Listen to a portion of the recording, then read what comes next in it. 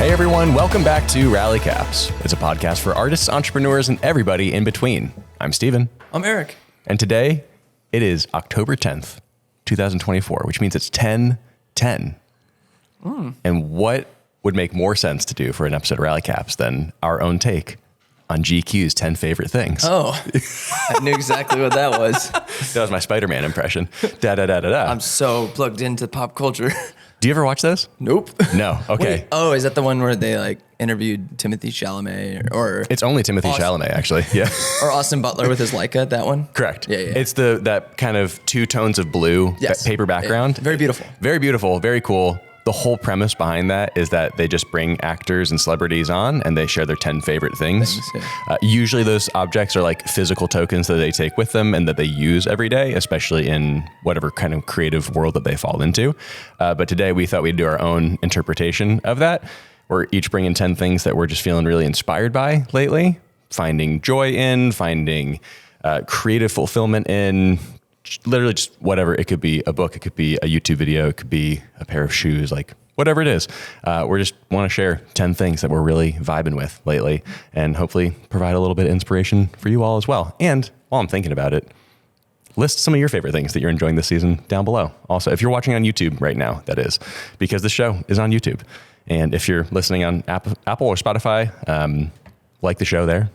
You can't comment there, I'm sorry. Yeah. But you can at least like the show and share it with a friend. We'd really appreciate that. Eric, we have one more thing that we usually get to share with people these days. What is that thing? It's our Patreon. It is our Patreon. Yeah. Yeah. And they can join for how much money? Free 99. There it is. Yeah, join our Patreon for free. We do a lot of just community posts there. There are some paid tiers there if you want to help support the show. But other than that, I hate the joke now. Really? I don't like it anymore. Oh, I still love it. I've already lost it. You could say $3.99 instead if you want. Oh. How much is the paid tier? We have $5 and $10. $4.99. $4.99. Doesn't rhyme with free. Dang it. We could turn it to $3.99 just for the joke. But no, seriously, like just go join for free because we share a ton of stuff there. There's like wallpaper packs and just like Q&As and we just try to source a lot of feedback from all of you to directly influence the show. And that's also the way that we communicate the most easily and most directly with all of you. So you get like sneak peeks of guests that will be coming on and things that maybe we could ask them and all that good stuff. Yep. And every now and then we will drop an episode of Extra Innings, which is our Patreon exclusive podcast to the general public, probably like once every 6 to 8 weeks or something like that. Typically you do need to pay for it, but every now and then just to show you guys what's going on behind the scenes, we will share one of those episodes for everyone on the page, free members included, to watch. In this Extra Innings, we'll be talking about Bandit. And the brand Bandit. The brand, and also maybe the brand Hoka. And the fact that the CEO is coming to our studio later today. Okay, we are going to talk about that right here. Yeah. But we'll dive into why. Yeah. There. It's to onboard me as the new CEO. Yep. Yeah. Steven's been running a lot and he has a lot of insights. So they're like, you know what? Been running a lot of businesses is what I've been running. And they said, hey, you seem like chief executive type. Hey, you like comfy shoes. Hey, you're what, 29? You seem qualified for this. Great. So, hey, 10 favorite things. The Rally Caps edition. Yeah. 10 favorite things. We alternate back and forth. Yeah, just one at a time, back and forth. Do you want to kick it off? Yeah, top of my list is just 3 music ones. So I was going to kick it off. Music.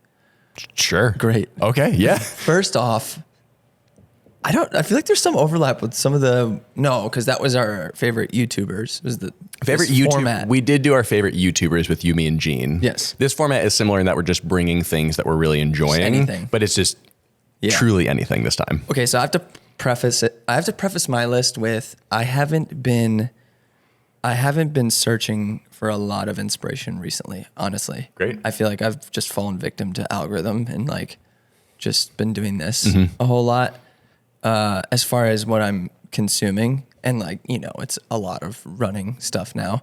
But yeah, it doesn't feel the same as like in the heyday of my wedding shooting where I was like pretty closely following a lot of different artists and really paying attention to the work they were putting out. And I think that's a lot of just fatigue from photography too. I'm sure you've felt it from time to time. Just not really wanting to look at anybody else's work. Yeah. anyway, that's just kind of how I'm feeling right now as I've been building the running channel and honestly treating work more as work than like what I'm really interested in. Mm-hmm. Yeah. So first up, absolutely like fell in love with Bleachers even more this year. Mr. Jack Antonoff. Yeah, Jack Antonoff is a genius. Yes, he is. The lead man of Bleachers. I feel it's hard for me to say that Bleachers is my favorite band because I feel like I'll be cheating on number 3 on my list. But we don't want that. Yeah, but I don't know. Like the vibe of Bleachers is pretty much every single thing I like. Mm-hmm. So like the fact that it's just like upbeat rock, but feels vintage and a name like Bleachers and a connection to baseball. And even the graphic you made, like the spec graphic of Bleachers, was like everything about that. I'm like, okay. And you also saw him. Yeah, we saw Bleachers in June, I think. Yep. Yeah, at the Salt Shed, which is an outdoor venue in Chicago. And it was electric. Just so much fun. Incredible live as well. And you're like, okay, well, 2 drummers and full band and horns and everything. And I grew up really loving ska music too. So kind of like an addition of horns in a different way. Yeah. That isn't so like, sure. But yeah, way more like, Springsteen and like classic rock vibes. Yeah. So their most recent album has just been on repeat for months and months and months for me. So yeah. Yeah. He's a legend. Yeah. Bleachers as a whole, just amazing. He also just dropped, I think it's his first signature electric guitar, actually, with Gretsch. Dang. It's like his own of course it was Gretsch. Model. Yeah. Really cool. I just stumbled upon it like 2 nights ago, actually. Nice. I was on Chicago Music Exchange's website, and it was in the new releases category. Okay. It's so cool. Is CME like the pinnacle of music stores? They are highly regarded. Yeah. I'd say it's in my opinion, it's one of the best in the country. Yeah. I think that's definitely the majority opinion as well. It's a really good, just down the road. Yeah. It's a really good store. Yeah. How often do you go there? Not very? Not a ton. I mean, there's not a lot that I need from there, but I hold it in super high esteem. Yeah. And if I could loiter without feeling like a creep, I totally would, because it's awesome. Just like the vibe. Have you been inside before? Oh yeah. The vibe is amazing in there. I mean, the showroom, as soon as you walk in, I mean, the ceilings are huge. There's walls like filled with guitars everywhere, which will change from genre to genre as you get through different instruments. But then there's just like nice leather couches and rugs. Posters of people everywhere. Yeah, it feels like you're walking into someone's living room. That's the kind of feeling that they've created in there. Yeah. It's very cozy and homey, and just, it's a great place. And then the acoustic room is also amazing too, which I always love when music stores have their own separate, humidity enclosed, like very temperature controlled room for their acoustic instruments as well. It's very fun. CME is incredible. Even if you're not a musician, if you visit Chicago, go there. It's just cool. Did you kind of have a freak out moment the first time you got to go? I felt like walking into a candy store. Yeah. Like seeing so many photos of it over the years and then finally visiting it. I went with my buddy Andrew, who is a fellow musician friend of mine. We played together a lot in college, and then he lived here for a number of years before I moved out, and going with him was very special to see it in person. It's a really cool place. Yeah. That actually does kind of tie into at least one of the things on my list today, funny enough. But I'll start with number 1 on mine, which is a little newsletter called Mosaic. Yes, this is a shameless plug about a product that I've been working on. Not a product, really. It's it's a newsletter. I've been working with our friend Levi T. Arena and his company Gamut for the last 2 months, 3 months-ish, working on a newsletter called Mosaic. And it is totally free to join, free to sign up, catch-all, grab bag collection of just cool things. Honestly, it's pretty reminiscent of this episode today, where every other week, so it's a bi-monthly newsletter, we just send things out. We include exclusive interviews in there with really incredible guests. We have tons of like links to interesting products, interesting news in the camera industry, just sources of inspiration, images from photographers that we think are really cool. It's meant to be like a newsletter that doesn't suck. and something that when it rolls into your inbox, you're actually excited to click into it and check it out. It's not so frequent that you're like, oh, this again. Yeah. Twice a month, look forward to it, enjoy it when it comes in. It's not even going to be super long either. It's just going to have, 4 different sections in it, a couple links in each section for you to go check out. Find something interesting, something cool. Maybe it's an article that you read for 15 minutes. You're like, all right, I learned something. Cool. And then that's the benefit you get from that week. Whatever it is, it's just been a really fun project to work on. It feels like a great place to just dump a lot of the interests that I have into one specific bucket. And then to share that bucket with other people is really fun. We snuck the idea of you working on this in the last episode, right? Without actually naming it. Correct, we did. Yeah, yes. And your experience in podcasting and writing and working with companies like Moment, I think, really set you up to work in this role. That actually worked out timing-wise really nicely. I forgot we did that in the last one. Yeah. Yes, this is that thing that we teased in episode 95 just last week. Having a jack of all trades, multitude, full stack kind of talent pool to draw from is really important for something like this in particular, where it's literally just me and Levi and a couple of VAs right now, virtual assistants, which I did not know before Levi told me about that. I was like, all right, cool. Sounds awesome. They're really helpful. It's amazing. Really just spearheading it, like primarily the two of us. And it's been so much fun to get to pull from literally almost every skill set I have and just like funnel all these things together and then ship it off to whoever wants to read it. It's very fun. That's amazing. Yeah. So if you want to sign up for it, we'll leave a link below. Again, totally free. Not trying to sell you anything at all. Just join the club and check out the newsletter. Very sick. That's it. Yeah. I feel like it feels very reminiscent of like your favorite magazine. Yeah. Oh, if we could do it in print. Yeah. Oh my gosh. It's kind of published press. Yeah. Like, not so niched into just creator economy. Right. Yeah. Yep. Much more like the artistic side Yep. of artists. Yeah, for sure. Yeah. We actually, Levi floated out the idea, we probably won't do it for a little while still, but the idea of kind of having a bit of like a job board on the newsletter eventually, like in 6 months time. Oh, that's cool. Make it a place where, Classifieds? Yes. Yeah. Like, hey, if anything, joining for free could actually maybe get you a job or a gig or connected with someone that could, kind of expand your career in whatever direction you want to pursue it in. So Pretty cool. Yeah.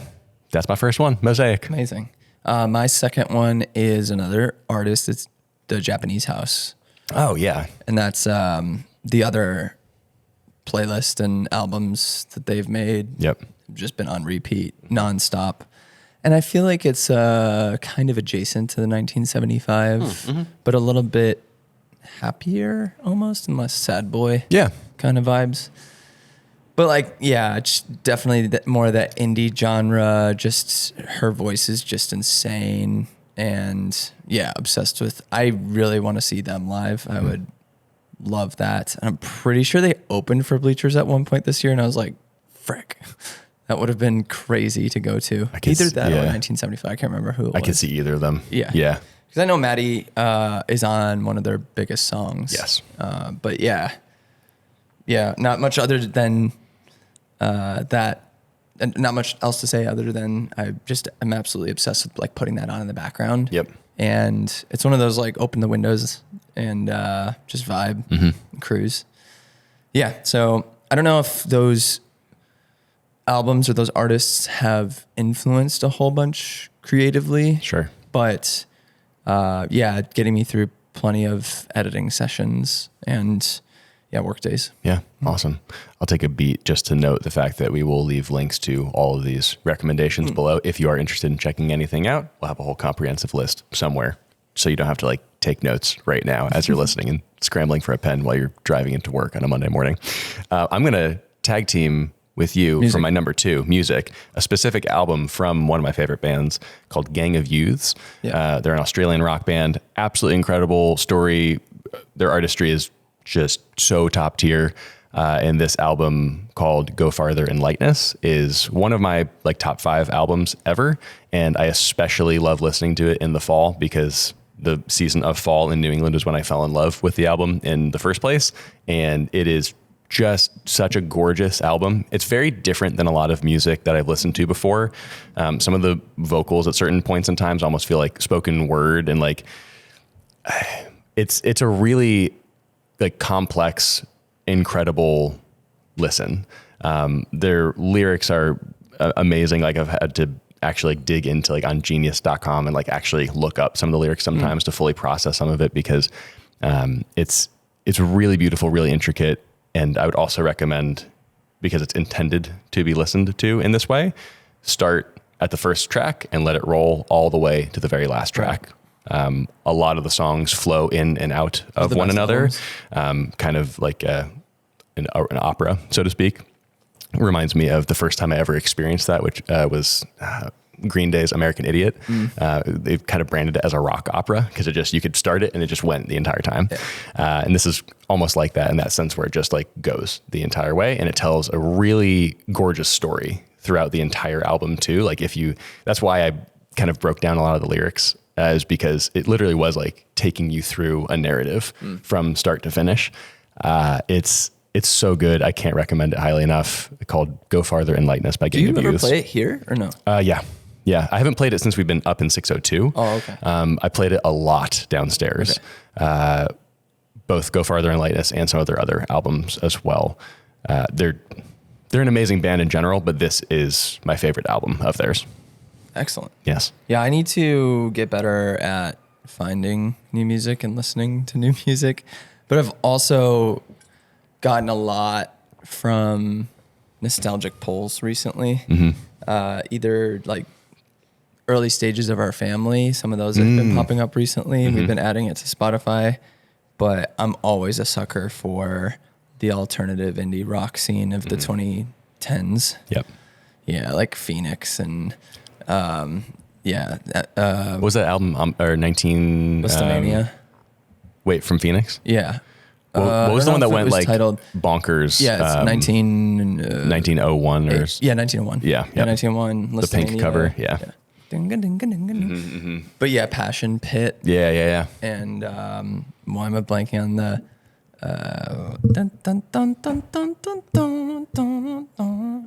I can't remember it either. Oh, shoot. What the heck? It's like 4 letters. Wolfgang Amadeus, No. that's the one. Oh, That's the album. That album. That's that album. Yeah, that's the one that I think everyone... That's the one that popped off. I remember that being like a huge one for them. Yeah. What am I thinking? All along the Western Front. How much of these songs do you think we can sing before Spotify recognizes it? People line up to receive. You don't know what I'm singing? I can't remember the name of it. Electric Feel. MGMT. Oh, yeah. Yeah. Dang, that took a while. It did take a while. That was my dad brain. I was honestly so concerned that I was like, this is... You're just going to keep going, Eric. Well, no, I was like, we're going to get flagged and removed because when this is on a music streaming service. Like, exactly. Yeah, okay. Next, I'll skip my last music one and save that for later. Okay. Minted, New York. Ah, yeah, okay. Yeah. Speak on that. Yeah, so Sean and Marcus own their own company, Minted, New York. Sean and Marcus Million. Yeah, based out of... Is that how you say their last name? name? New York. I don't know. Okay. I just took a stab in the dark just now. I think so. Million. Yeah. Might see them this weekend, Chicago Marathon. Are they coming? They're running it. Nice. Yeah. So we'll see. But yeah, they do jewelry. They do clothing. They do shoes. Oh yeah, you have bracelet right here. Yeah, it's awesome. Yeah, I definitely need to get something of theirs. But yeah, they're doing collaborations with Saucony, which is really cool. And yeah, I've seen some other collaborations they've done as well. They're getting their clothing on like Casey Neistat and stuff. Yeah. Just like really cool things. I think what's really fun about their YouTube channel is that it's very no nonsense. Like it's really well done, but you could tell that they just don't care about like it performing for YouTube. And it's very much just like, this is what we are doing as a business. This is us as a creative business, and this is how we're operating. And the YouTube channel is just a documentation of this. And that's Marcus's personal channel, I think. Yeah. Where all the videos go. Right. Yeah. But in tandem with that is how they train for running as well. So obviously that intersection for me is really, really cool. Yep. But the fact that it's so plugged into the creative world is really, really interesting. Especially because not many people are doing clothing and branding in that way in the running space without being a running apparel company. Right. Because that's not what they are. Like they have running stuff, but it's not their bread and butter for their business. For sure. I think their bread and butter is definitely their like shoe drop and jewelry and kind of more of a menswear side of things. Yeah. I'm assuming their jewelry is like a huge part of their business. Yeah. Because they talk about doing 6-figure orders from Italy. And I'm like, yeah. Yeah. Yep. So they're very cool. Yeah. I like the vibe a lot. I watch a lot of the videos. I don't necessarily stick around for the running training parts, but like it does feel like a kind of sweet spot hybrid between our two interests, which is really funny. They do a really cool job of producing those videos. They'll just slowly like get you more interested in running, and then the fashion, I'll slowly get interested in that. Yep. It's it's a really cool hybrid though. I mean, to your point, they do make a really highly produced. It feels really good, but without feeling staged. Yeah. I love Marcus's no nonsense approach to speaking to camera. It's never showy at all. No. He's always just like, hey, this is how it is. Look, this is how I run my business. Here's transparency. This is what we're doing. Yep. What else do you want to know? Yep. Like, cool. Yeah. Like that affect always breeds like people wanting to be involved because they could just read the fact that you're like, you're not trying really hard right now. Right. Yeah. Yep. No, that's nice. That was your number 3? Yeah. Yeah. I guess, and then in the sense of it inspiring me is like, oh, you know, I've been reflecting on that a lot more recently. And it's definitely shown in how I am in front of camera now. A lot of my early YouTube stuff was very like, you know, and it's, you know, cringy to look back at that kind of stuff. I feel like this is the case for everyone. Sure. And like it was funny and charming or whatever, like in that era. But now I'm very much more interested in just trying to be exactly who I am without having to like put on a front in front of a camera, which can be really hard to do if you kind of trained yourself to be that way for a while. Yep. Absolutely. All right. Number 3, a little pocket notebook. I love this thing. It's from the brand Leuchtturm 1917. That is Leuchtturm. German. Very German and very, very weird to pronounce and spell. Great notebook. I actually just today released a almost 13-minute long video about why I like this so much and some of my philosophical tendencies when it comes to analog note keeping. I will link that one below if you want to hear like the really long version. The kind of rally caps recap for it is that I just think it's really great to carry any kind of notebook with you everywhere you go, to use it as a second brain, essentially, a physical collection of your thoughts. It feels more satisfying to go through checklists on here. I think it also sticks in your memory longer when you're writing ideas down for whatever projects you're working on. I think there's something about the brain-hand connection and actually putting pen to paper that it sticks with you more. There's zero room for distraction with this versus being on your computer and using Apple Notes or Notion or something and putting all those things down. You see notifications comes in and all these other rabbit holes that can kind of distract you from the task at hand. This is my favorite way to collect all of my thoughts, period. So if you want to hear more about that and that's something that interests you, the video will be linked in the description below.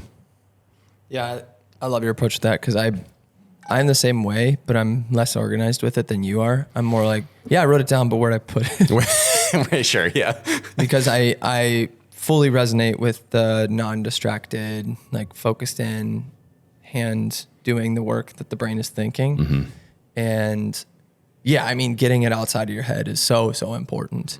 But the fact that you could just be a 3-finger swipe away from a million options is really detrimental for my ADHD brain. That's just like, it's way too often that I'm writing a note and then can't stick to that task. So much so that a lot of my planning on filmmaking tends to be on pen and paper as well.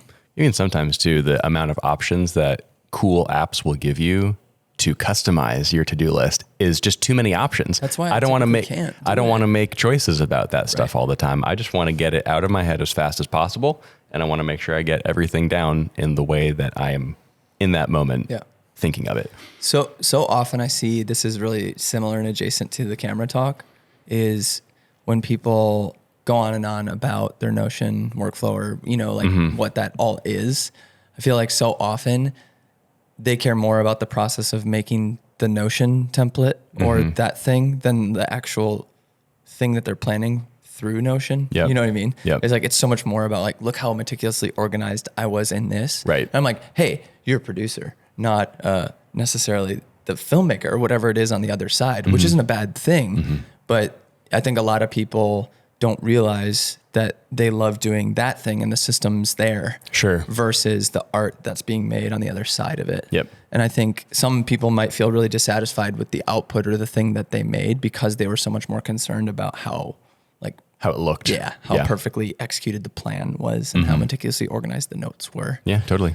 And so, but I think the combination of someone like that and someone who is way more fast and loose with that planning process can be such a deadly combo because there's so much emotion on the artistic side, but so much planning and regulation for the person who loves that process as well. Yep.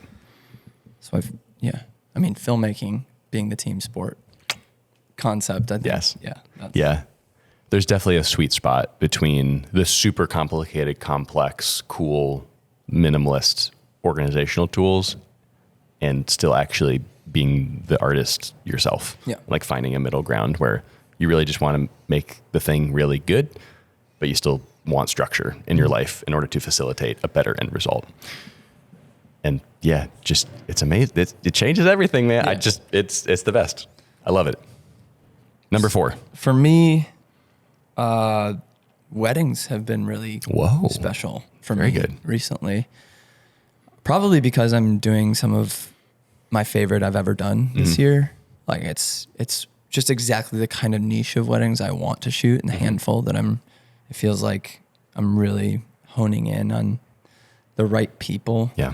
And so, we did the whole episode about the one in Telluride. We did, with the GoPro in the car. Incredible. And in the process of editing that film, and I'm like, I already know it's going to be one of my favorites ever that I've made. And so that's really exciting. And then just the one I recently shot in Maine. Yeah. On Swans Island. Yeah, those were back-to-back weekends, right? In August? Yeah. Which was kind of crazy. Like now that I shoot 5 a year around there, it's so long that I'm like out of the saddle. And then when I jump back in, it's like you gotta kind of knock the rust off. But once you're in it, you're like, whoa. And especially when it's one like Swans Island where you're like, I'm not photographing that many things for work these days. Yeah. It's, it's like once every other month. So when I get into that mindset, I'm reminded of how much I love that process when it's stuff that's like actually truly authentic and real and cool. And one moment from that, I mean, there were so many good moments from this elopement, but one moment that was so special for me was sharing in breakfast with them on the first sunrise that on the actual wedding day, because they made blueberry pancakes and we opened the window. We're at literally staying in a lighthouse Airbnb next to the sea. And there's coffee, like really good coffee that Dan made. There's blueberry pancakes. They're having the time of their lives. And just like a lobster boat just cruises on by. And I'm like, this isn't real. Like this, it just doesn't feel real. But it was this really cool moment of empathy with them, just being like, I get to be here right now watching them and partaking and experiencing this unfathomable like movie moment, and then making the images to communicate that moment. Something of simplicity but grandeur and excitement, but calm. And it was, I don't know, when you mix food in that scenario, that's like really inspiring to me, especially if you're feeling really hungry. You already had a cup of coffee, so you want some, but you have some really delicious food to pair with an ocean breeze. I don't know. It's like, it's just and if you could find moments of saying yes to doing things like that and exploration, whether it be paid or not, like the fuel that can fire. Yeah. And I think I just recently posted a collection of images from that whole day, and it feels very apparent that it's like some of my best wedding work to date. Mm-hmm.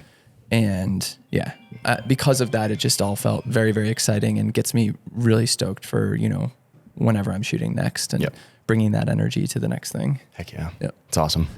Yeah. Very exciting. Weddings are very cool. And while they can be really tiring and stuff, like I'm just always going to beat that drum. Like those moments are just unfathomable. Weddings are awesome. Yeah.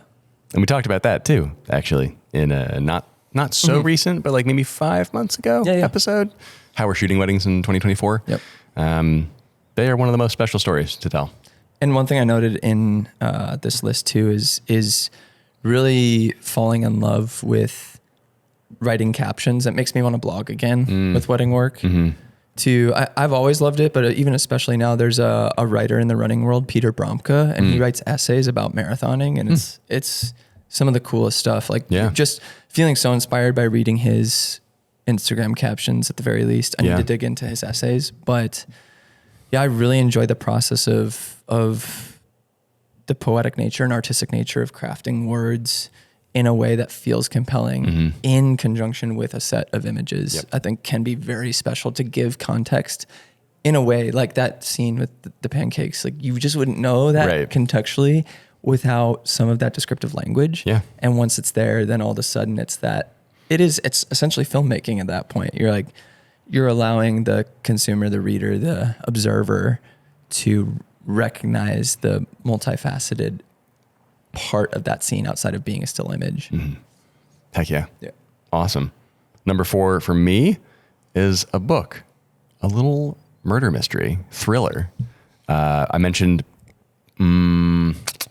that this is like my favorite genre of books in an episode of Rally Caps, maybe like 2 or 3 months ago. Got a lot of comments from people asking about other recommendations because I think I mentioned it kind of like offhand. People were just curious to hear what I was interested in. This is one book that I read recently that was phenomenal. It's called Kill for Me, Kill for You by Steve Cavanagh. Wonderful writing. I don't want to say too much about it because I don't want to accidentally give anything away. No spoilers. It's a really good plot, like a really good plot. The writing style is excellent. So many good moments throughout it. I'm trying not to use certain words so I don't give anything away. If you're interested at all in the kind of like thriller genre of books, this one is one of those that you start and don't really want to put down. Really, really cool stuff all throughout. I won't say anything more than that. It's just really good.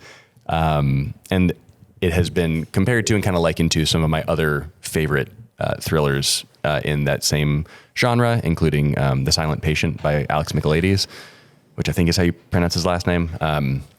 It's really excellent. So Kill for Me, Kill for You by Steve Cavanagh. How often are you using reading as something that's entertainment versus inspiration? I would say it's 80% entertainment, 20% inspiration. But even in the entertainment, I find a lot of inspiration in that. And when do you feel most inspired? What time of day with reading do you feel most inspired? Like using reading for inspiration specifically? At what part of the day with reading, if you're reading in the morning, midday read, or like before bed, feels the most inspirational? Usually evening. Yeah. Well, I'll read a little bit in the morning sometimes, but I think because I think I've mentioned this before, but I'll just briefly, I like to read either a paperback or on my Kindle fiction, and I like to listen to via Audible nonfiction. I personally I consume nonfiction better. So, like Originals by Adam Grant, which funny enough, I actually have the paperback of it right here. I prefer listening to material like this because I think I absorb it better. And because I also find that, frankly, a lot of books that kind of fall in either the like business or self-improvement genre, the kind of the hyped up books often could be condensed into a blog post. Might be a blog post, but like the whole point of books like this is to have a central thesis and then a lot of case studies around it. So it can sometimes feel repetitive, and a lot of books get criticized for that because it's like, oh, this could have just been like a blog. It's like, well, in a sense, it kind of is, because it's a bunch of those case studies all wrapped into one book to support this central thesis. Yeah. So it's like understandable. It's a little unfair to call it. It feels repetitive, but it's not like they're doing it for the sake of being repetitive. It's like the case studies could feel really interesting on a case-by-case basis. Exactly. Yeah. When they're all stacked together, I understand how some people might not want to like slog through all of it, but like each of those it's essentially offering proof to the thing that they are claiming. Personally, I like to listen to those stories rather than read them, because I do find it like after a while, I'm like, all right, I'm just going to put it down, because it is a lot of the same stuff to reinforce that point. So then do you find yourself doing a lot of nonfiction in the morning and a lot of fiction in the evening? Actually, typically when I had a longer commute, it was always a nonfiction book in the morning as I was driving into the studio. And then at night, Laura and I are usually reading together, and we're usually reading fiction together. And I'm not really in a place where I want to be learning something or improving myself like at 9 p.m. I just want to lay in bed for an hour with Laura and read together. And that's a really great way to end the day. Also, there's something about starting a day with a murder mystery that doesn't feel maybe the best. That's not very bright, sunshiny kind of material. But I love the mystery of it. The thriller nature of it is really fun in the evening, especially in the fall. I think when it's starting to get colder outside, it just has a lot of really, really fun connotations with it. And at the same time, I kind of mentioned offhandedly, like why, there is still some kind of inspiration and learning that comes with reading fiction also, even though I'm doing it to entertain myself and to enjoy the story and like paint that world in my mind. I think it's also a really cool way to become a better writer, to improve your memory, and actually learn a lot of things just by the act of doing it. Whether you're doing it specifically for entertainment or education, I think regardless, you are building up something inside of you that is going to be a skill that's transferable into a dozen different real life scenarios. Yeah. So yeah, kill for me, kill for you, Steve Cavanagh. So reading's an endurance sport. Reading is awesome, is what it is. Reading is just awesome. Okay. I will advocate for that all day. That's something I've always struggled with, always want to do, but never can bring myself to do it. Have you done audiobooks? Yeah. Yeah. And I will definitely be getting back into it this off season. Audiobooks are great. Yeah. They're books. Yeah. Yeah. Just because you're listening to it doesn't take away any legitimacy. It's like, you're still reading a book. Yeah. I think one of the biggest struggles I have is really the only time I'm going to find myself reading will be in the evenings. Yeah. But I'm pretty much fully convinced I have undiagnosed narcolepsy. Okay. So, sure. Yeah. That makes reading difficult. You've seen me. I have. Yeah. I cannot stay awake at night. Like as soon as my body settles down and I'm in bed, if we're watching something, I'm gone in 10 to 15 minutes. Yeah. And every time I try to read in the evening, it's just the head nod. And since I'm such a poor reader already, like I'll have to reread half a page 3 times and then the monotony. And it's a struggle for me. No, for sure. My next one I have on my list is actually my 2 oldest sons, and awesome. Their adventures in baseball this year. Heck yeah. Yeah. It has been really cool to see them like actually play baseball properly for the first time. So they did a spring season where I got to watch, and we just are capping our fall season now. They played fall ball and I got to coach both teams. Sick. And so, yeah, it's been so cool to see them fall in love with the game, because it was the sport I loved as a child and was very obsessed with as a kid.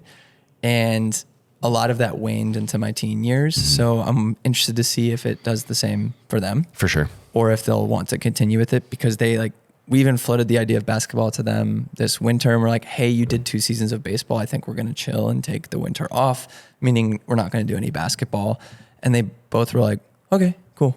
They're like, that's okay. I only care about baseball. Baseball's the thing. Yeah. Yeah. So what's been really inspirational for me is like their commitment to want to get better at it.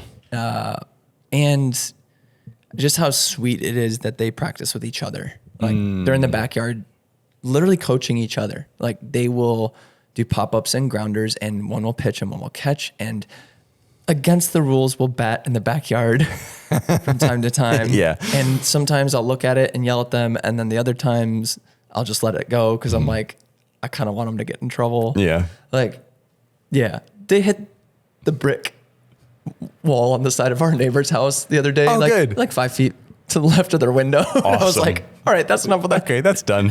With real baseballs, to be clear. Yeah, okay, awesome. Great. So maybe purchase some wiffle balls. But it's really developed a new discipline for me with the coaching side because I hate the administrative side of doing something like that outside of work. And it feels like more work and it's more messages and emails and all these things. Yep. But yeah, just like watching them thrive, their skills have progressed so much this fall to the point where our oldest, he's, I don't know if I've told you this, 20 at bats in a row, he's gotten a hit. Oh, you mentioned that. Yeah. I think yesterday or the day before. Yeah. It was so cool. Yeah. Yeah, just seeing that happen and them pitching and all that stuff. It's a way for us to bond like I haven't experienced yet. Yeah, that's awesome. And now they're so excited to go to games together. And we went to a Cubs game this summer and I took a bunch of film photos and like those mean so much to me now. And I can't wait for them to be older and see those ones where they're like arm in arm in front of the Wrigley Field sign. And yeah, just incredibly special. And yeah, so much of me like wants to make some sort of baseball film, but I'm just going to kind of sit on that and let all this kind of inspiration soak in for something next summer. That's like really good. Heck yeah. Yeah. That's awesome, man. Yeah. We are very in sync with our lists because my number 5 is the New York Mets. Let's go. So this is the baseball section of the episode. That's really sweet. I love that very much that you guys are doing that. Yeah. That's really cool. But it's obvious, like Rally Caps is the name of the podcast. Like, we've talked about it a lot. Baseball runs very deep between the two of us. So. Yeah, and so New York Mets being my family's like home team. I'm from upstate New York. We were always on the Mets side of the division between the Mets and Yankees. Brutal.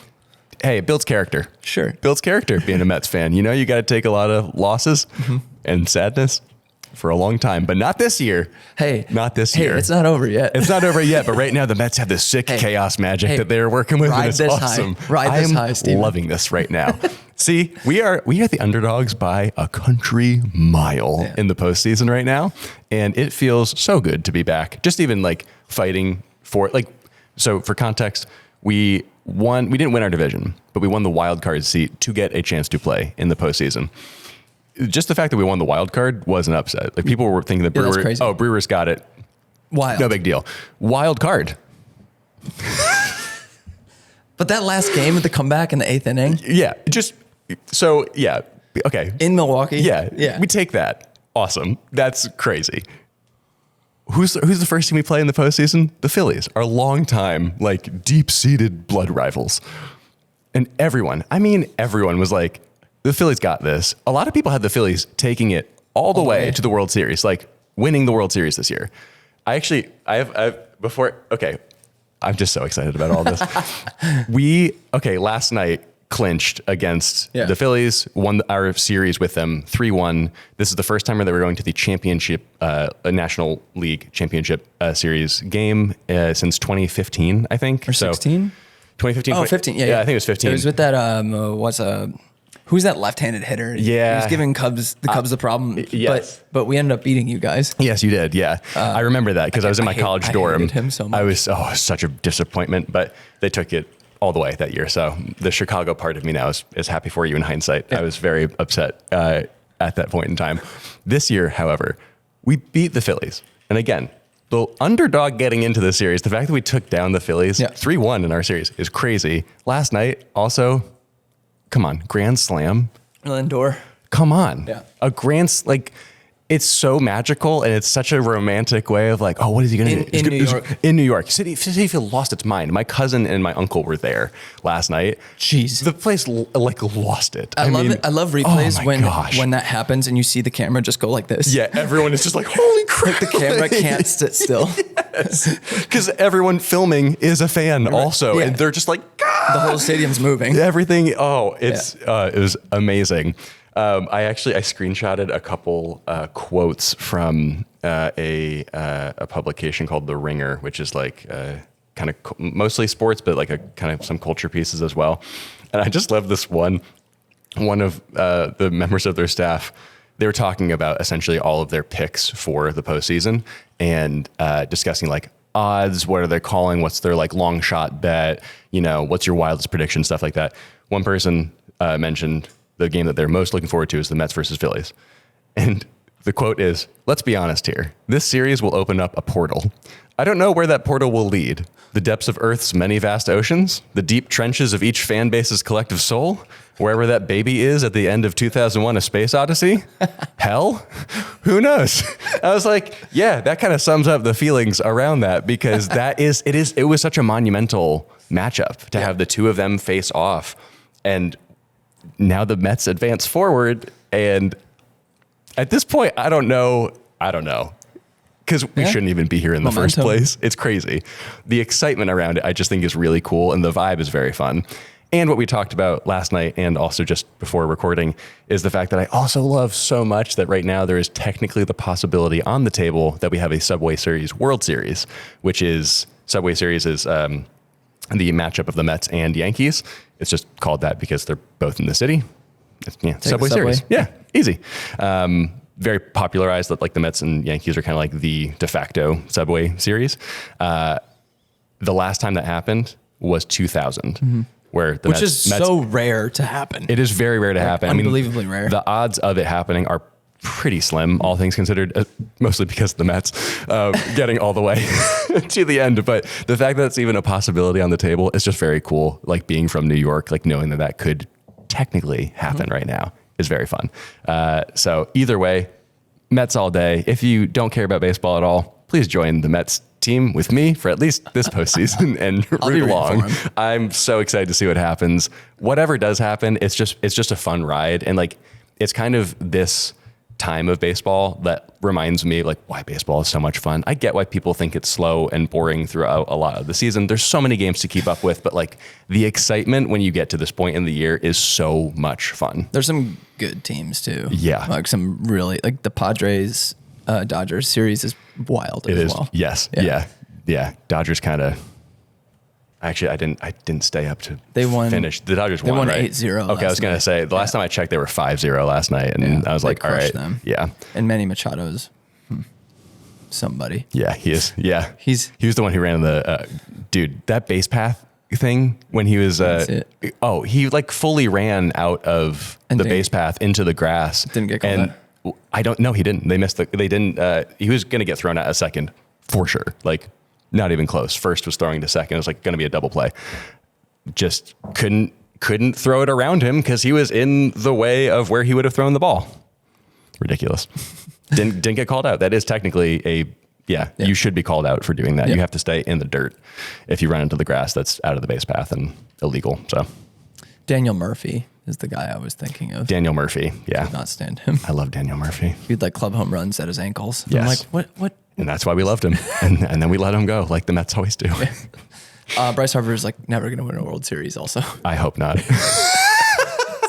He is such a talented person. Yeah. But also, every time he gets to bat, I'm like, I don't like you. It's also hard to watch Schwarber play for another team. Yeah. Because he was the Cubs' golden child. Yeah. Yeah. Anyway. We come from very similar broken backgrounds of sad puppy baseball teams. I hope you get your World Series. I would love because I got mine. I would love that this year. I'd love to be alive for one of them, please. Yeah. Last time we won was 86. Great. So, yeah. Yeah, that was, and I've never seen Chicago the way it was around 2016 in that World Series. It was like mind altering. Mm-hmm. Okay. I will flip to a new favorite YouTuber. Not necessarily new, but Excellent. I think I mentioned it in my favorite YouTube one. Phily Bowden. Oh, yeah. Yeah, so she is a professional runner, marathons, and she just ran Berlin Marathon. Okay. And she ran a 2:25 40-something. Dang. Eclipsing her PR by 3.5 minutes. Wow. And that puts her at 9th fastest all-time UK female marathoner. Wow. Insane. Huge. And she's like one of the biggest running YouTube channels. Wow. In the top 10 now. That's crazy. Yeah. So the race video, like I've watched a lot of YouTube over the years, and this race video given my interests and the storytelling and everything, was one of my favorite watches in probably a few years. Sick. And is totally motivating how we want to make my race video for Chicago, because it's a 30-minute long race video. Typically race videos tend to be a lot smaller, shorter, and they just perfectly encapsulated what it feels like. And yeah, I'm in the, like, today is the start of that for me for Chicago Marathon. It's the Thursday before the Chicago Marathon on Sunday. On Sunday, yeah. So we're within 72 hours now. Yeah, right? Yeah. Could be. I love when you say that. Could be. Never can tell. Hey, anything's possible. So yeah, there's like fun events happening today, and tomorrow is just gonna be jam packed with like going to the expo, all that stuff. But we're gonna be filming as much as we possibly can to really capture what it feels like to be in this city and just the electricity of it all. Yep. And it's going to be great weather this year and everything. So that's how Berlin was as well. Everyone just had a phenomenal race, perfect conditions. And so, yeah, in the same vein of the things I've already mentioned, especially with like Minted, a lot of like the just authentically just being and just letting it all kind of unfold and not necessarily producing what's going on. I think leads to viewership that's like, oh, I really, really enjoyed watching this because it felt just real. It's refreshing. Yeah. And she had a whole post-race segment where they didn't film for like 36 hours post-race. And she's like, hey, 36 hours later, I'm sitting here. And she's like still wearing her medal. And she's like, I still can't talk. I have no words. It's awesome. And you're like, oh, it's just so good. So yeah, I get so amped up about that stuff. And yeah, just the personal connection. So creatively, if you can find a niche that's so adjacent to the things that you're doing, like there's just a lot of creative energy and power in that. And yeah, I feel honored that I like get to talk to her on Instagram DMs every once in a while. And just that I'm like connected to people in this world. I don't want to take it for granted. For sure. Yeah. Awesome. Very exciting. I'm realizing people are going to be listening to this the day after the marathon. Actually, it will be the day after. What's your prediction? Of my time? No. What's your prediction? Just in general. Good. Sounds pretty good to me. You know what? Great. Good to Great by Jim Collins. Is that a book? It is a book. Okay. Yeah. No, what is your race prediction time? One number. The entire training block, I struggled to believe I could run under 230. Okay. But I legitimately think I'm going to run 229, 30 something, 229, 40 something. Give me a specific seconds. 229. 229, 44. Okay. You heard it here first. Check in on Eric's profiles today. Yep. As you're listening to this and see, because I'm sure you're going to share the actual time somewhere. Yeah. Excellent. Yeah. But very good. Anything under 232, I'll be really happy. Excellent. Yeah. Okay. Number 6. Sorry. Number 6. This was going to be really short. Leatherman Wave. It's a multi-tool. I really like it. It's great. It's very useful. It's great for life. Very useful for filmmaking, for cameras. I use it pretty much every day. I bring it with me everywhere. Do you use it every day? I say just about. I carry it with me everywhere. I at least use like the knife and scissors on it. I don't necessarily need pliers every day. Sure. But boy, howdy do these come in handy for any time you're on set or just using a camera at all. Pliers, man. So good. Yeah. Having the grip strength of a gorilla without needing to be a gorilla. Correct. Unless you're Cyrus. Yeah, he could just do it with his 4 fingers. Just little pinchers. Easy. I've seen him do that before. Yeah. Yeah. Took apart an entire camera cage just with his fingers. Right? Just sitting there like, no.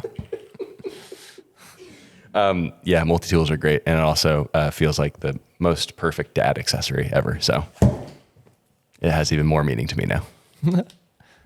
That's great. That's it. Another one is I've been coaching running. Nice. So all my athletes have been a wild inspiration for me. Last weekend we had 3 people racing, and we Each other? No. Oh, okay. But we had only had one athlete race prior to that. Okay. And he unfortunately like messed up his knee at mile 15 and Yikes. had to drop on the race. So it was just like, oh, and That he was on sucks. pace for his goal and everything. So the whole group was just like lamenting that. He's good now. He's going to get back into training this week. Cool. But all 3 of those athletes, I was tracking all morning on the apps for their respective races, and all of them PR'd by over 10 minutes. Wow. So it was just like the whole group was just like bumping. Awesome. Cheering them on. And then this week's going to be maybe just as crazy. I'm sure more crazy because we have 9 athletes running this weekend. Whoa. 8 of them in Chicago, 1 out of Chicago. I was going to ask. Cool. Yeah. Yep. So, yeah. And Awesome. we're like meeting for coffee on Saturday as a group. Oh, sick. Who are running Chicago. So Cool. that's going to feel really electric too, Yep. because they're not all based out of Chicago. Some are, but like the people are coming from out of town. Wow. And so before the shakeout run, we're going to like have our small group meeting, go over last minute race plans. Very fun. And so interacting with them on Strava and Patreon and online and all these different ways has just been really, really cool and fulfilling. Awesome. To see them get their goals and just, yeah, like being in that role. I've coached different things throughout the years, Yep. and this one feels particularly special. That's very cool. For it to be on home turf, especially, is very cool. Nice. Let's go. Number 7, it's a YouTube channel that I don't believe I mentioned in our YouTube channel roundup. It's called That Pedal Show. It's hosted by 2 UK fellows named Dan and Mick, and it's a kind of like guitar-oriented podcast, almost. A lot of the videos, I say podcast because most of the videos are like over an hour long, like pretty easily. They will often just do deep dives into specific guitar pedals, guitar tones, cool amp combinations, guitars, like all these different things. And it's long form, and that suits the kind of guitar niche on YouTube really nicely, because you kind of need just time to play through stuff and hear samples and go over feature sets and everything. So it's kind of like part gear reviews, part just excellent playing. Like the 2 of them are very talented guitarists, and they're very funny and very good on camera. Their set is beautiful. It's just like a really well-produced show.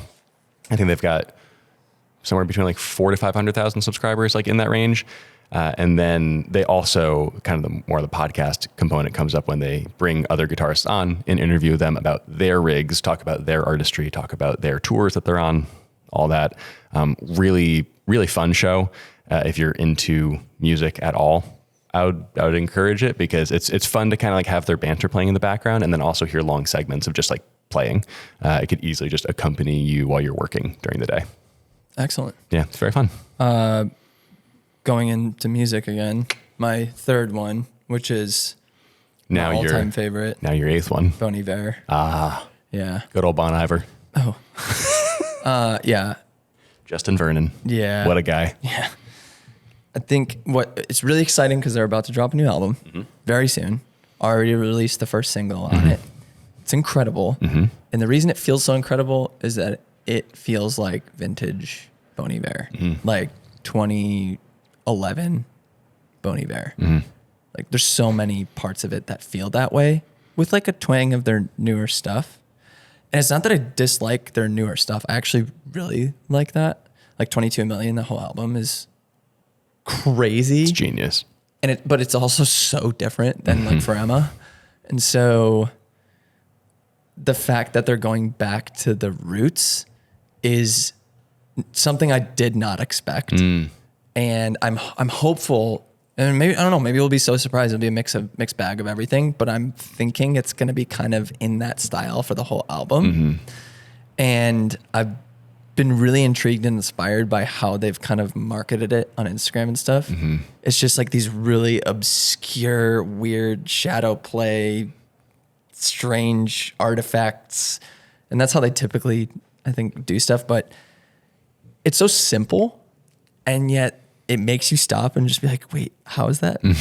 Like, what is being made right now? Like, whose shadow is that? What is, and it demands you looking at it as an artist or as a filmmaker or photographer, looking at that kind of promotional material demands your respect, because you're just like, if you really know the art form, you're like, that actually took a good bit of thought. Yeah. You're like, it seems simple and it's not. Like, it actually is kind of a weird and strange concept that they had to sit down and think about for a while. Yeah. And maybe I'm overthinking it. Like, these artists can be maybe because they're such a profound mind and they work so well that is something that's really easy for them to put together, which could also be the case. Nonetheless, very inspiring to see. And I'm so thrilled to dig into that entire album, as I'm sure you are as well. Oh, yeah. It's going to be a fun return to form. I, too, was surprised when I heard Speyside for the first time. I was like, wow, this sounds like a bit of a change, a little bit of a return to form. Very exciting to see what the full album. When is the release date? It's mid to late October, I think. I think it's while I'm on my trip to Austin next week, like the 17th, I want to say. Okay, I'll nice. look it up. Awesome. You can go on to your next one. Very cool. Amazing. Number 8 for me is another visual prop. I almost wore them today. Iron Rangers. I shouldn't actually put it over my autofocus box just to make sure I don't get Iron Rangers, baby. Yeah, you're still in focus too? Great, we're good. They're a pair of boots made by the company Red Wing. And if you thought I was wearing shoes this entire podcast, you were mistaken. These have been off for the last hour, ready for this exact moment to bring them up. Yeah, a good pair of leather boots. I wore them today because it's October 10th and it's time to bring boots back this season. It's true. Yeah, a good pair of leather boots is probably one of the best investments I think most people make. And they realize that a couple of years in, once they've gotten through that painful break-in period. But I've had this pair for, I think I got them in 2018. So 6 years. 6 years. Yeah. We're going strong. Going strong. How many times have you resold it? None yet. Really? Yeah, I know. I don't know how. That tread looks really good. It does look really good. I realize how crazy my foot strike is in walking. Yeah. Because I've seen yours before. my heel is just destroyed. Over Dude, here. I was actually curious because I think, does yours have Vibram soles on yours also? Well, now it does. I got it resold too. Okay. The first ones were flat and they were slip on ice like you would not believe. So that was a complaint that they had for a while. I think it was just a classic leather sole on the bottom of them. And people were often like, I'm slipping all over the place in these. It was more like almost like a dress boot sole, but in a work boot silhouette. Right. And so then you think you can walk on ice with it. Yeah. No. They switched to Vibram, and Vibram is like the top tier sole People maker. say Vibram. Is it Vibram or Vibram? I've always said Vibram. Same. I like Vibram more than Vibram. A lot of the trail running community says Vibram. That's why I don't trust runners.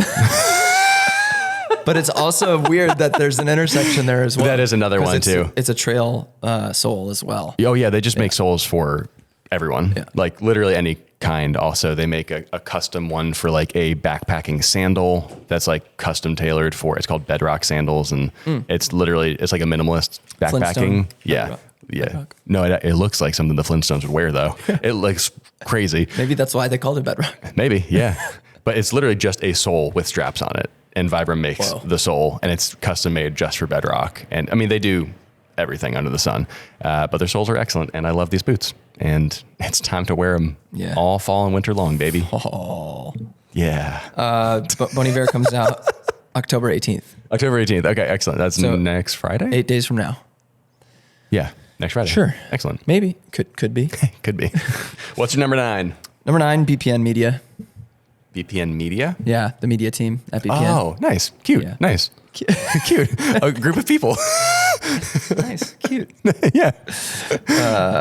Yeah, they're just the balance between artistry and consistency is very profound. Oh, I forgot that this is also inspiration. I thought you were just like, I just appreciate them. I'm like, that's sweet if that is what it is, but you're interested in the work that they're making. Yeah. Awesome. Yeah. I thought you were talking about the specific people over there. You're like, love them too. I just really love them right now, man. I do love that's them. Great. Yeah, I talk to them frequently and love them. Yeah. But yeah, they are constantly putting really high quality stuff out. Oh yeah. So the rate at which they can do it and operate is really like nothing I've seen on really any brand. How big is their team? Like their in-house team. Their in-house media team is probably a dozen people. Yeah.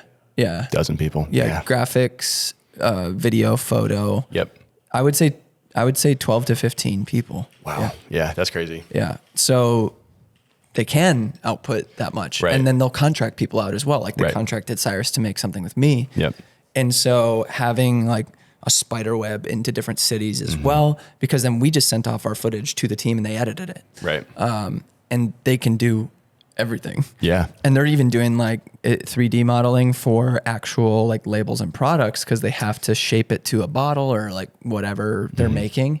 So even seeing some of that stuff on stories and like the software they're using, I'm like, oh, geez.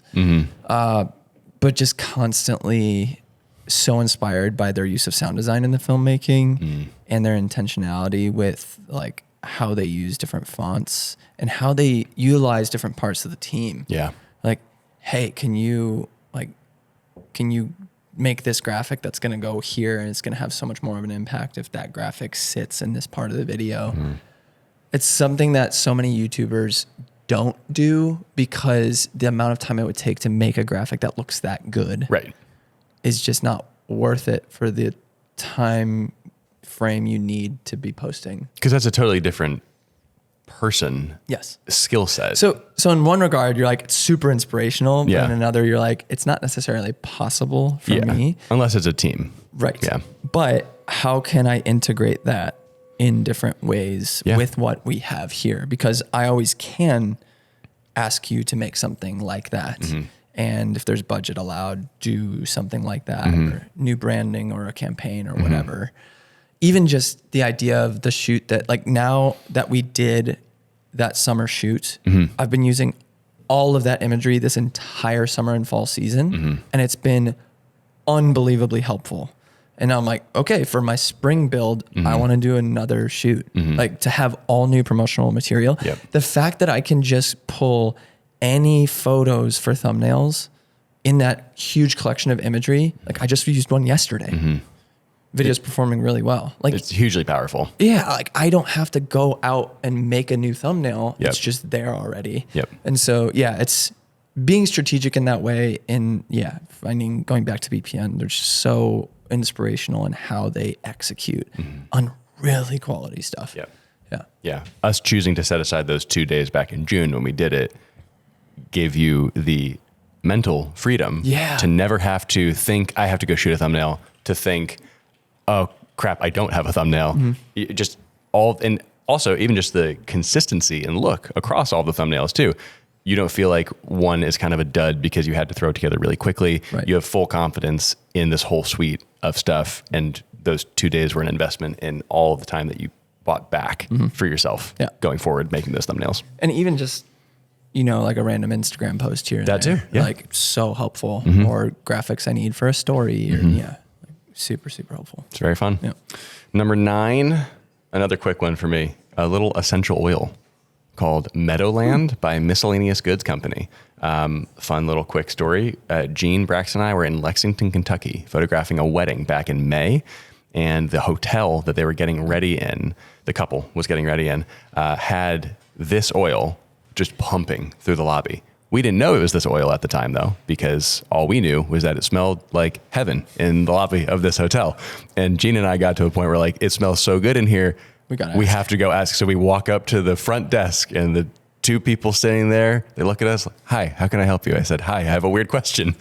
What does it smell like in here? Like, what is the smell that you are smelling in here? I'm so sorry. Can you please tell me what it is? And they're like, that's not weird at all.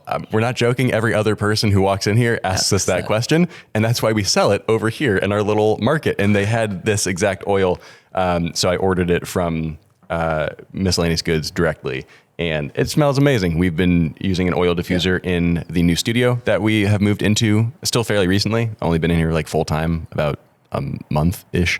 So it's been fun to like experiment with different scents in here because it's just 5 of us and we have more control over that. And it's nice to come into a space that smells really nice. And that's it. It smells really good. Amazing. Yeah. I have 2 more. 1 more.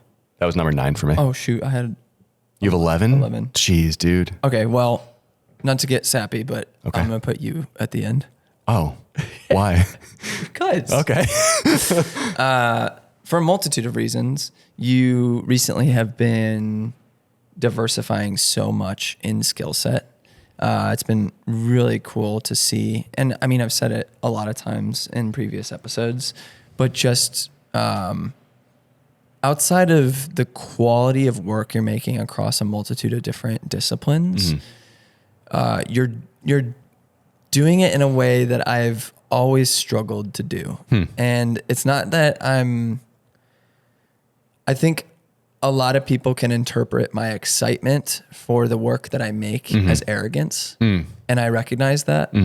And it's never my intention to be that way, but I'm really inspired by you making big moves and exciting things and doing so without being flashy about it and just allowing it to exist and just kind of doing it on your own. And it's reminiscent of what you just said about your grandfather, you know, and the legacy that he built in his life of being an orchestral conductor and performing at Carnegie Hall, but you never knew, or the fact that he met Albert Einstein, but you only found out from a photo with him. You know, it's really profound to see that modeled in a close friend.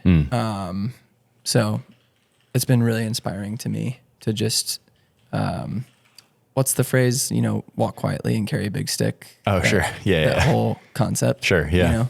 So just wanted to let you know that. Thanks, man. I appreciate that. Yeah. It's very sweet. And it makes my last one feel dumb. Maybe I should have gone last. He's like, this 2-ply toilet paper's been real good recently. We have our own private bathroom now, and it's great. That's very kind of you. Thank you very much. That means a lot to hear that, because that is all I really have been thinking about lately and want to achieve. So thank you. I don't really. Do it. You have to. It's just a music video. It's just. Just pop this sweet balloon and just go to, it's a very cool music video. It's neat. It's by Fred again and Anderson Paak. I've actually never known how to say that either. Is it Paak or Paak? I don't know. Okay. Anderson Paak. Could be. I'll do it twice, one each way. Fred again and Anderson Paak. His song Places to Be. It was a lot. I think we actually all watched it together. I found it and then I brought it to the studio the next day. This was like maybe 6 months ago. It's a live recording, one take on camera, and just a live session that they are doing in like an Airbnb, I think, in LA. It's absolutely insane. It's just the two of them, and they are switching between drumming, singing, and Fred like DJing and everything. I don't remember seeing this. We'll watch it right after this. Okay. I wish I could play it right now. Yeah. It's bananas. It's just like such an insane live performance. And just the camera work too is incredible. The fact that it's all one take and like, it's like sunset in LA and coming through these amazing windows in this little Airbnb. Like it's the musicality, the intersection of like the musical talent and the visual talent is just out of control. And I love it so much. It's such a good video. I've not discovered it or anything. It's like got 10 million views or something like that. I just love it so much. I've watched it so many times. It's really excellent. Nice.